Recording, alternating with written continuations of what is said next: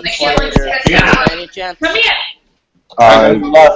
Yeah, I should be able to. This is RSN Podcast. Today we're discussing best heel, best face turns in the WWE. There's many different things that are going on within WWE, especially the face heel turns. There's so many. In this podcast we're going to be discussing most of the heel turns.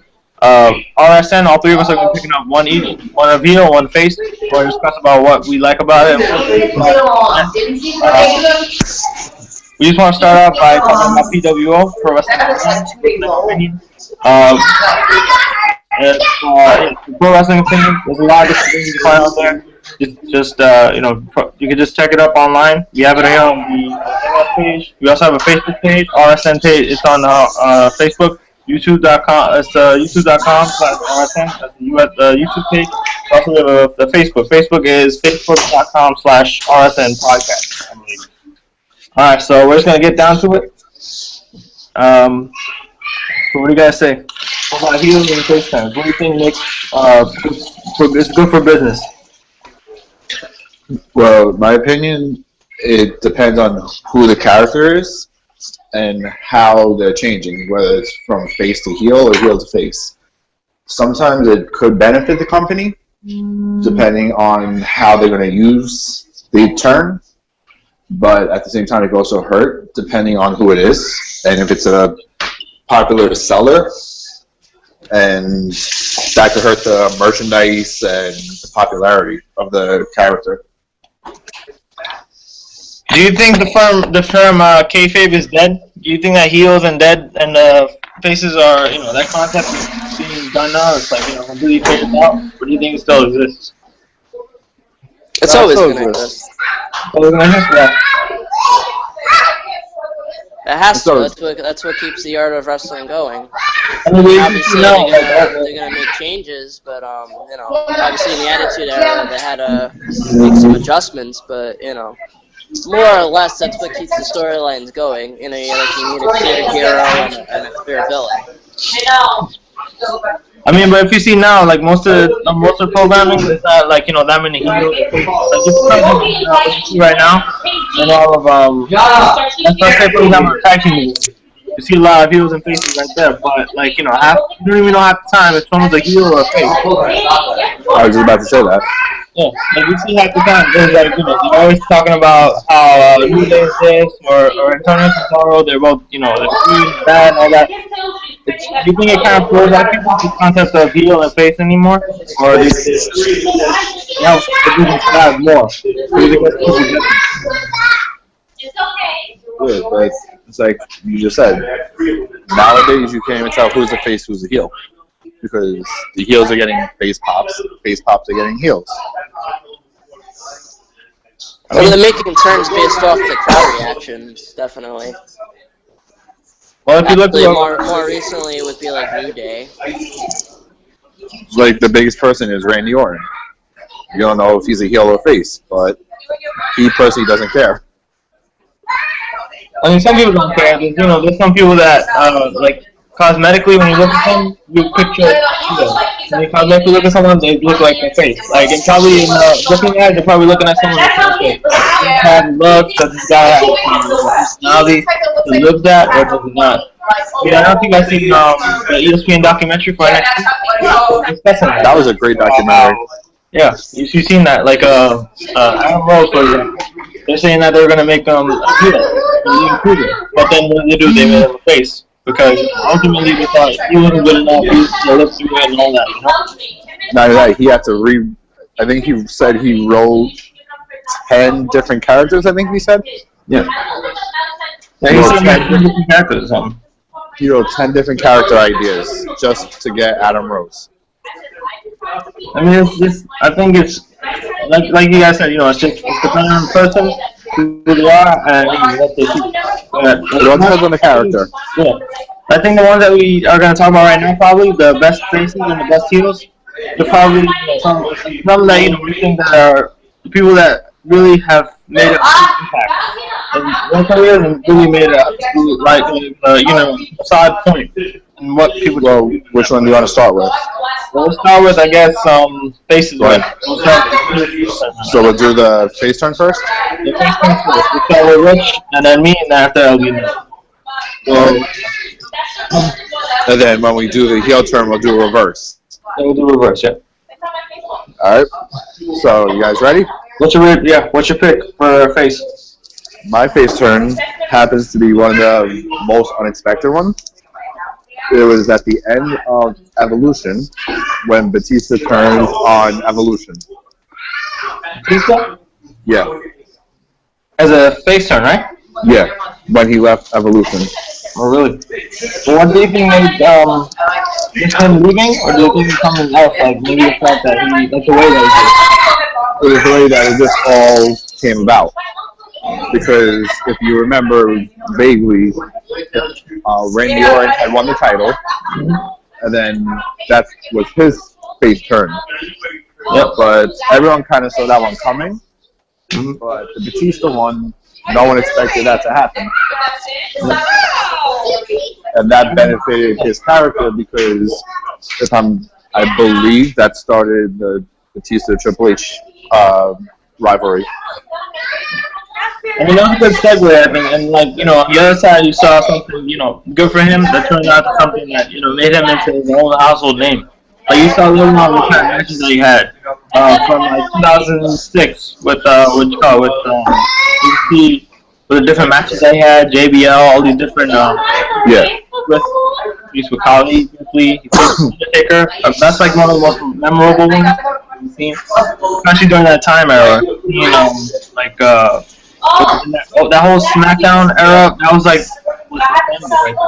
But that was a good face turn because that benefited his future.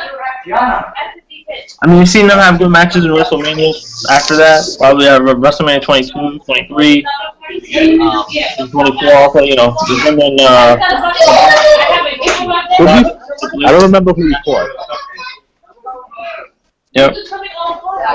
I mean, it's crazy with Batista because then, you know, you see a lot of people with, like, since you talk about Batista, I'm going to talk about the reverse. So my pick for face will probably be John Cena as a top face turn, I think. Because when you see him, it's the opposite. It was the same thing as what happened with Batista. On SmackDown, it was him going ahead and, you know, he turned into a face. People liked on it. They saw something and they said, we gotta run.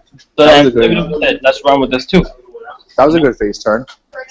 I mean, if you see how that happened, it's the same, you know, it was, you know, it's like a same parallel with Raw, because you saw how he, you know, he was in the, you know, he was, I vaguely remember 2003. They first started when he was in the, you know, it was Team Lesnar, Team Angle. Yeah, I remember that. And then you know, people were expecting that he was gonna be the heel, so you know, he was a big heel. He was gonna go to Team Lesnar. But then out of nowhere, you know, he turned to Team Angle, and people were like, "Wow, that's crazy. What did I do with this?" Nick, what do you have to say? Yeah. Well, in terms of addressing Batista as a face turn, I feel like the turn itself was actually pretty well done because it contrasted to how they turned on Orton. But I feel like Orton's face turn was actually a lot better done. And, you know, like Batista, he's a pretty good baby, but I feel like he has more money as a heel, and as a baby face, his moveset's very limited. He's not able to do as much. And he kind of cuts a very boring promo, at least in my opinion. The money in him is there as like a monster heel. Like if you've seen like his last stint in WWE, a lot of it came off that, and plus the fans rejected him as a face. They didn't buy it, so that, I mean, that's where I would say about that.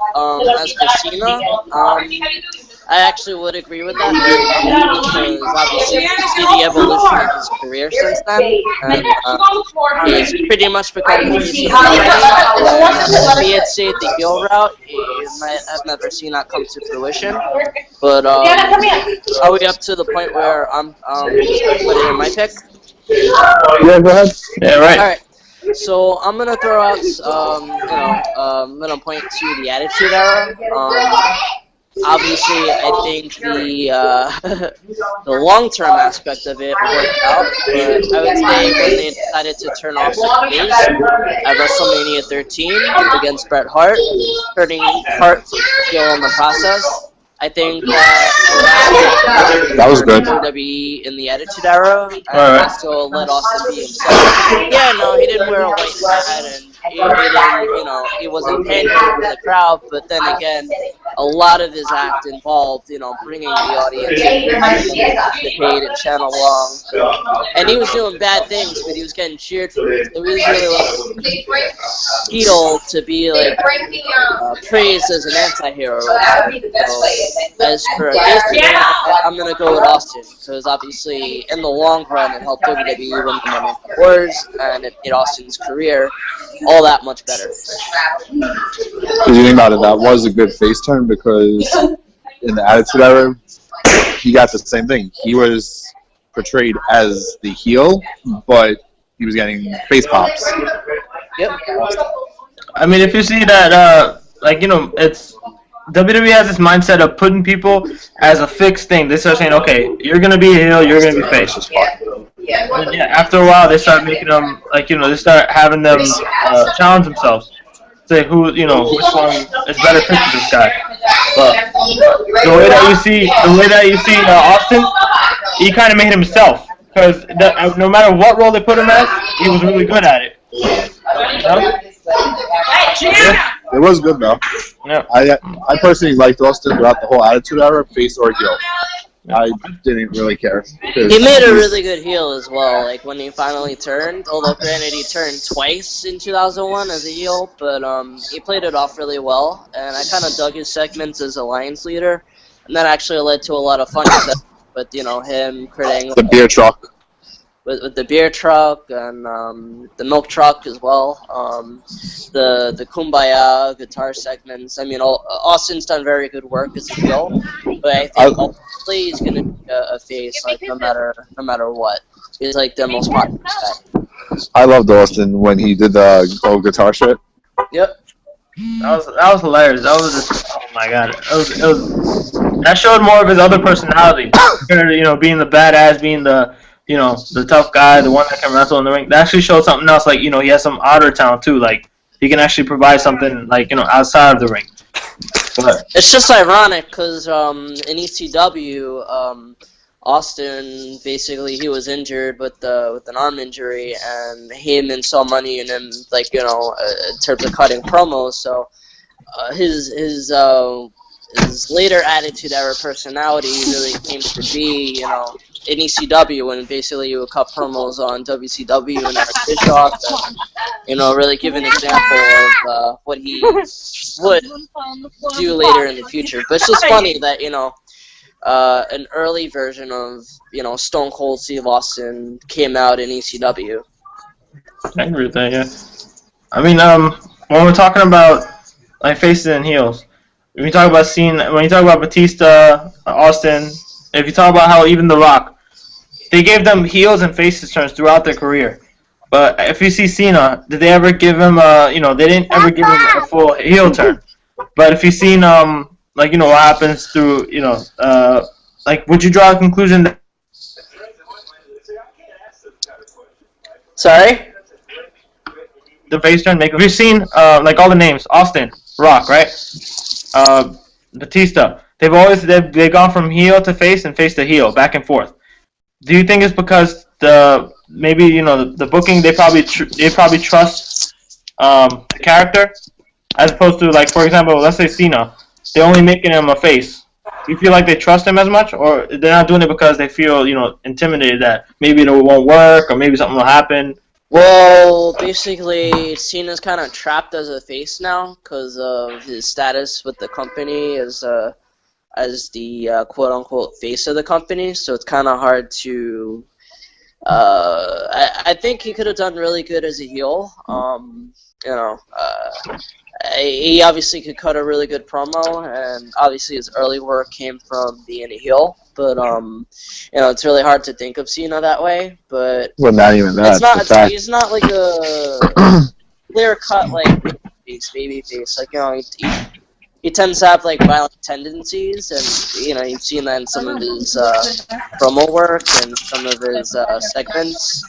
And it's been a little bit more ruthless than usual, and you know, on that front, you know, I think he benefits from that because I think that's the furthest his character can go. Yeah, you didn't even go to the bathroom. You know, you're never gonna get equal to. Yeah, and money's gonna be on the floor. No, so now we can go buy her her bed. And you think that I mean, when we talk about you know, heel turns, Cena hasn't had a real heel turn, but I mean, you know, the way that they bring people, do you think, I mean, like, especially now, you see all the people booing Cena a lot, like, it's crazy, to the point where they're just sick of it now. Do you think they could probably make something out of that? I highly doubt it. No. At this point, I don't highly think- doubt it. No?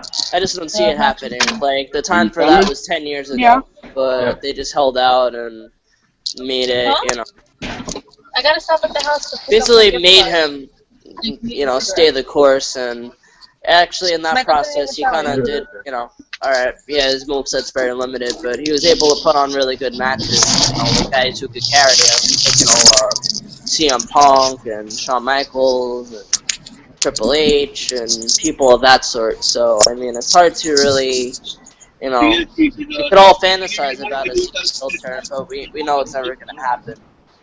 You got a point, yeah. I mean, I see that. Like, yeah. I mean, when we talk, so we just discussed all the face turns. Now, how about the heel turns? You know, so heel turns, you know, it defines whether, you know, you can produce a reaction from the crowd where they actually hate you, or to the point where, you know, where they actually, you know, where you get an actual reaction of them, you know, where you actually feel like a heel. Because do you think that now it's a little bit blurred now? There's no actual such thing as a heel now, because if you see, the heels are getting, you know, the supposed heels are getting cheered. The you know, they're not getting the same reaction, you know. So, like, you know, would it be? Well, what would you say about that? I still think there's still a thing such as a clear-cut heel. Like, but there's different degrees of being a heel. Like, it could be the cocky, overconfident heel who you know, who cheats to win. If you've seen the New Day as of late, you know, they've taken upon that. You gonna do mine too? And When are you gonna do mine? they believe they're like a face, but you know they're My red car, I did it the other day as I was putting everything in the garage. too oblivious to notice Yeah. that they're evil people, and they accuse everyone else of being evil. Right. So I you know, I think You know, that works for them. And then you have Already? like let's say Kevin Owens, who's very Yeah, I know. passionate I like the thing that they took and me he's like. just an all-around badass. Yeah, I see that. I wish they would have taken mine. And That then was you a have great- just like the clear. Kevin Owens is a and then great you just heel. have like the clear, just all-out heel who won't do anything at all. You know, like maybe like Seth Rollins, who he has an excitable offense, but you know everything he does is a heel move, and I think since he's I made that had the one good, by my house. I think I don't his think career is I don't really think Seth is a benefited. good heel. Hi. None of those are my picks. So, So- whenever you yeah. want to get to it. I mean, yeah, I'm ready. Whenever you are. So, I mean, we'll start with you, and then we'll go back to Oh, I Rich. see what you're saying. Yeah. Go ahead. Yeah. All right. I did that. So this one, I mean, when the idea for this came about, I had the idea already. It's arguably probably the most popular heel turn in the business. Yeah. And if you don't know, and there's billions of videos on YouTube of it, so I really recommend you check it out just to see how well it was built up and the fact that it almost never happened. And obviously, I'm going to point to WCW Bash at the Beach 1996, which turned out to be the night that you know, beloved American wrestling superhero Hulk Hogan ended up being unveiled as NWO member. Subsequently, you know, the fans really reacted to that. There was a bunch of trash in the ring. Hogan played it all perfectly, and obviously it kick-started WCW. The whole Outsiders. Yep. The The whole NWO. Yeah. So, I mean, yeah, true, WCW was already pulling off things at the time. Like Lex Luger appear. supposedly under WWF contract, even though he she had a fired better them before, and then that Hall and Nash show up as the outsiders, so, they were really feeding this whole aura of unpredictability. Having Hogan, that was a great turn though, Nick. really cemented that. And it's actually funny that it almost never happened. Sting was actually meant to be the third NWO guy, and Hogan was kind of on the fence about turning. But he finally made up his mind that, like the third guy has to be an ex-WWE guy, because that's the only way it's going to work. So seeing it come about like that was probably the best thing that out. And obviously it made the NWO angle feel fresh, and They're not even allowed. seeing Hogan as a heel in a new light has really uplifted his career in ways that, his career was basically done. Like, he was sick of wrestling, and his character never really progressed outside of the whole eat your vitamins, say your prayers thing. So once he was able to get the green light to be a heel, you could see how much he benefited from that. Now, obviously, like, as the years went on, he kind of hogged up the spotlight and never really let the younger guys, take their spot on the card. But there's still no denying, you can't say Hogan's turn wasn't a really good business decision. I think that was a great turn though, because no one expected that. That's probably one of the best. That's probably one of the best in all of history. Because if you look back and trace back, what other heel surpassed that one? What other, surpassed that one? You really can't name any. Like some of them, some of them actually they match up to it slightly, but they don't actually surpass that heel. Because not only was it a heel turn, it was a jump ship turn. Yeah, it was a heel turn heard around the world. Suppose if you want to dub that. But, because we've seen the way that he was. But like, do you think Sting would probably been the better, the better move, looking back? What? Sting being the better, the better person, like the third man in that group. That's true. Like, had they not, let's say, had they not gone ahead and chose Hogan. Who else could you have thrown in though? Nah, I'm talking about Sting, like just Sting. Oh, but I'm saying like that fits Hogan perfect I don't though. think it would have been a little bit of a shock, but I don't think it would have had the long term. Not as much. Even though Sting, I think he would have shown his Crow character, like the whole black and white thing. I think that would have came with the turn. But it actually really benefited because they were able to hold off on a Sting Hulk Hogan feud, which lasted for a year. Even though they messed it up in Starrcade '97, Sting should have won the title cleanly, but messed up the 3 count and had Bret Hart involved, so I think they really off the ball. I think if everything had gone the way it should have gone, WCW probably would have ran away with the money award, but them messing up that allowed WWE to gain momentum. I think that's how everything came about with that. Gotcha. Yeah, I agree. We're gonna turn right. Who's next? So next one, I'm talking about the retirement heel, but when I'm talking about this one, I'm focusing on retirement angles. Or should I say lack of retirement? See, there was a fake retirement. This is what I'm speaking about. I'm talking about the Scott Steiners, Bret Hart, them going ahead and officially saying they retired, but then it turned into something else. The person that I might pick as a best heel turn in my mind would be Mark Henry. And I think it was July of 2017, 2013. Yeah. Don't ask me how I know that. Is she coming with us? That was probably, I think, one of the best heel turns I've ever seen. Because you saw that him, was the come most out. unexpected. Yeah, it was unexpected too. I mean, that caught everybody's that caught everybody's attention. Because when you saw that, you're like, really, like, Mark Henry? If you remember the whole thing when they video shot the crowd, everyone was just like, wow, holy crap, he's actually retiring. What the fuck happened? It's crazy. I mean, the way that it happened, it was, perfect, on point. The way that, it happened, the attention was brought there. That was great. Everybody got their attention there, and then WWE just sinkered everybody in this, anchored everybody in, and then everybody just and not even that. not even that, the fact that it took a week to actually build it up. Because if you remember the week prior, they were saying Mark Henry's making a big announcement. Yeah. And then, boom, everyone's like, okay, retirement. 2 seconds later? Yeah, it even got the news sites as well, so that was actually really kind of refreshing to see. But yeah, the whole segment as a whole was money right there, down to the crying. Henry was breaking down in tears during the whole thing. He was talking about his family, his little son Jacob, who his daughter, because he said, "I'm coming home." Yep. And the whole crowd chanting "sexual chocolate." Remember that? That was amazing. That was hilarious. And he just took it and said, thank you, thank you, appreciate this, that, just tearing up. It was crazy. I was like, damn, man. And you got a real connection right there.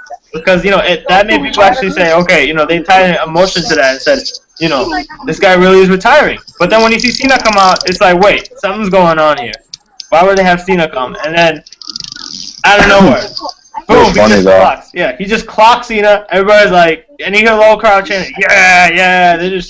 They're up on their feet, screaming like, thank God. Like, something should happen out of this. Yeah.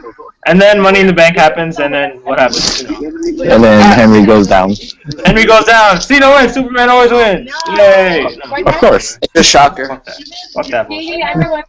It's crazy. Alright. You want my turn? Next turn, yep. Alright. My heel turn involved 2 lifelong best friends. Everyone knows as the Click turned to DX. To Shawn Michaels' retirement. Comes back, starts a whole rivalry. They come out for one night only. Triple H's heel turn on Shawn Michaels. Another great heel turn. Yeah, that was really well done. The way that happened, it was. I mean, what did you like when you first saw that? I mean, I didn't see that at the time because I only had access to SmackDown. But you guys probably had a chance to see. Did you guys I watched it live. Yeah, I think I was like 10 years old, but that made me fall for it all the more. And actually, my brother, who was sitting next to me, he's 10 years older than I am, he fell for it too. It's just No one a really expected it. well done, moment. Everyone just remembers that. Yeah. And actually, their feud that happened after that was really if you remember, it came out with their unsanctioned match at SummerSlam 2, and then it all culminated to Michaels winning the title at Survivor Series. The Elimination Chamber match. Which I was there to see live. That was awesome. That was a great rivalry, kind though. of revived Michaels' career when everyone thought, he would just be a name and face just associated with the Attitude Era. I was just gonna say that. Because you think about it, that was a couple years that he took off. That was when he was finding himself and finding God. Yeah. That's when he had that, he had problems with, drugs. He had, specifically painkillers. He had a back injury, a very, very, very hard back injury for an athlete. Yeah. And people were questioning it. People were saying, does this guy still have it? Or is he just an old man just trying to get back with, young lions for it's like, come on. If you watch the documentary on the WWE Network, which you could get for free this month, up until Elimination Chamber, which is next Sunday. Just throwing it out there. Plug in the network, just because. There's it gets customers to them. They don't pay us. Fuck the network, man. Fuck that 999 bullshit. But if you watch WWE rivalries, Triple H versus Shawn Michaels, there's a whole backstory to it. Because he wanted to come back. It's very well done, I will say that. I'm kind of watching the Monday Night Wars. That was a great great thing. About, 6 episodes through it, and it's just brilliant all around. So, I'm making my way through it. But yeah, the documentaries are really well done. I mean, the way that they brought that story up, it was pretty good the way they did it. Plus, Shawn Michaels, he had that whole era of trying to prove himself to say, hey, I'm still there. I can still do it. And when he did it, he actually proved it. He actually in the process got a lot more of the Attitude Era fans back in the WWE. Because if you see that, that's probably when WWE was reaching their ruthless aggression era. The beginning of that. It's a short deal. And they have that. You know what I mean? It's a short deal. He don't care. He needs to get out. He's not allowed to have more. I mean, as we start discussing heels and faces, so we just discussed the top 3 face turns that we think in our minds. Top 3 heel turns in our minds. I mean, what it all comes down to who the character is, what they do, but not only that, also how you build around the turn.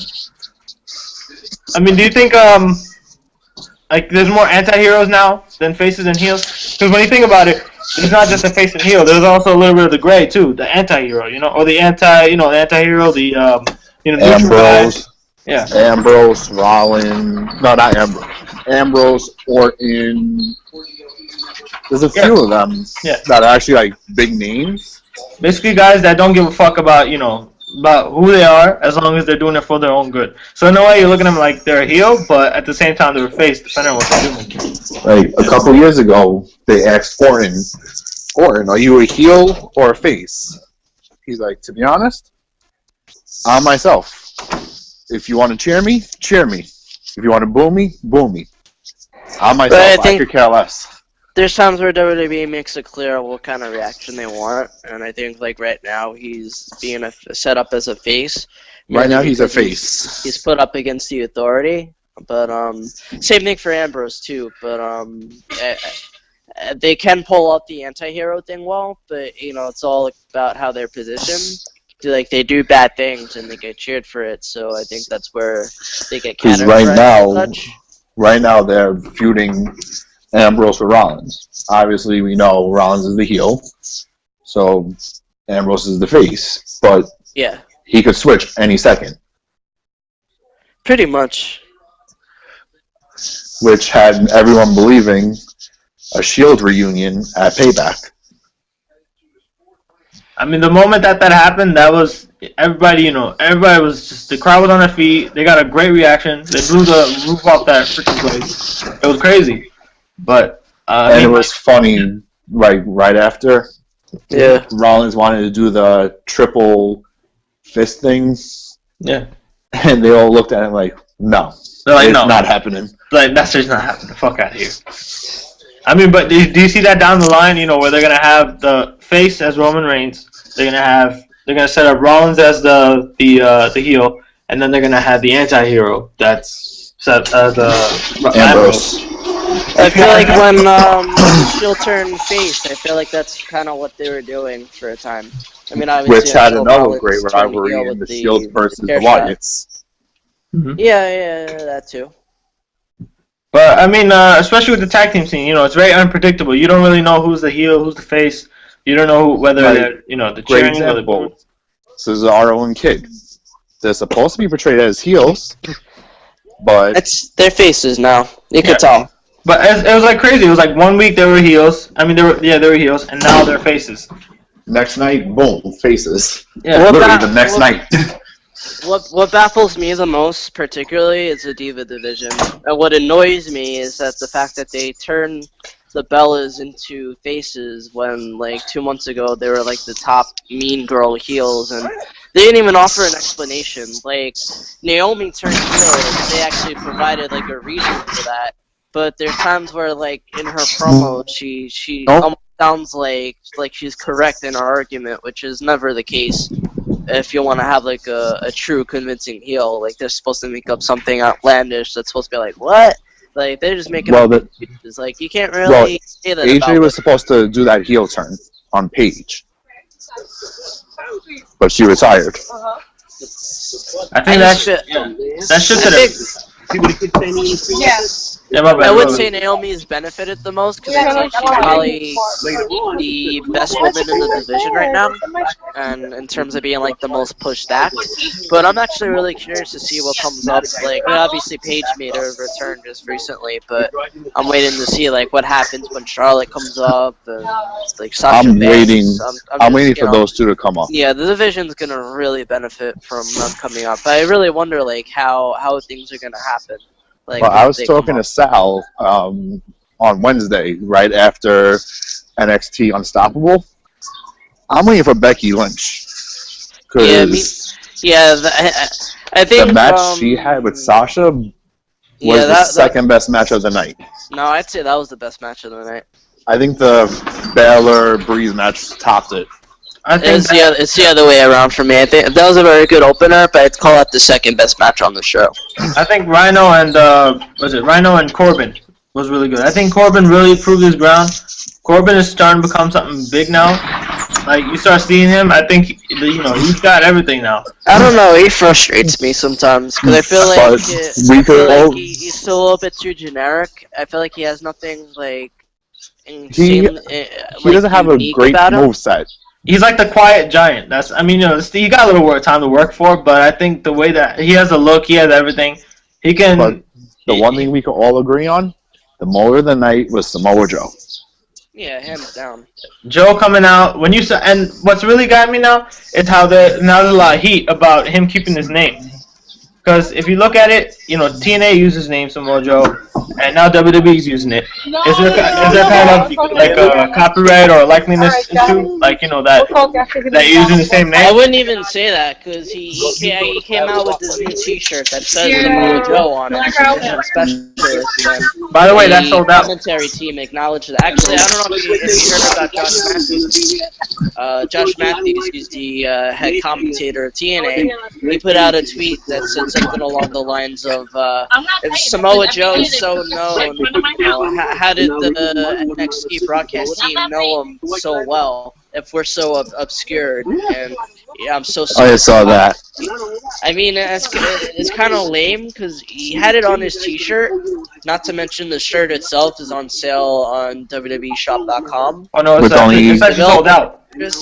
With only a couple hours, it was on the site. It got sold out now. And then it's not like Samoa Joe exclusively made his name in TNA. You could argue that he made his name in ROH. Don't forget, he was their champion for about 21 months, 18 to 21 months. So he was their world champion for that long. And he had like 3 matches with CM Punk that put both those guys in. And Bryan Danielson. Yeah, him too. I mean, when you see Joe in WWE, you actually, I still can't believe this, that he's in the same roster as Brock Lesnar, John Cena. You throw out any name there, Sheamus, freaking Finn Balor, Baron Corbin, everybody. I'm telling you, you see all that and you start saying, the opportunities are endless.